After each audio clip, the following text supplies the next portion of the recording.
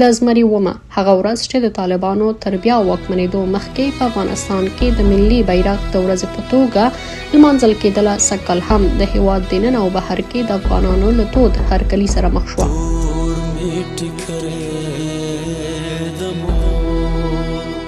په دې بیرغ کې څومره ښایسته رنګونه سره ځای پر ځای شوي دي چې په لیدو یې همیشه موږ ته ویاړ، سکون او درنښت رابخښلی دی. په ټولنیزو رسنیو کې زرګونو افغانانو د افغانستان د درې رنګه بیرغ انځورونه او ویډیوګانې خپرې کړي او دا ورځ یې ولمانځله.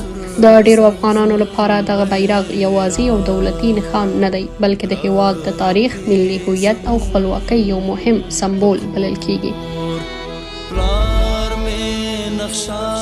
دا د یو کس، د یو شخص، د یو حزب، د یوې ډلې بیرغ نه دی، نو په دې خاطر باندې دا د ټولو افغانانو بیرغ دی او ټول افغانان سره مینه لري.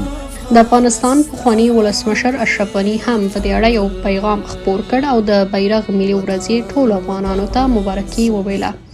موږ د وینې او قربانۍ علامه ده، تورې د تورو ورځو علامه ده او شینې د راتلونکي شین او زرغون افغانستان علامه ده.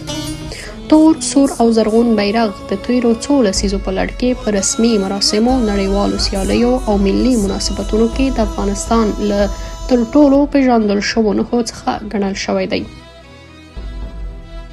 سره له دې چې په 2021 کال کې په افغانستان کې سیاسي نظام بدل شو، خو ملګریو ملتونو لا هم د افغانستان اړوند په رسمي ناستو کې درې رنګه بیرغ کاروي، ځکه چې په دې سازمان کې د افغانستان څوکۍ تر اوسه د طالبانو استازو ته نه ده سپارل شوې.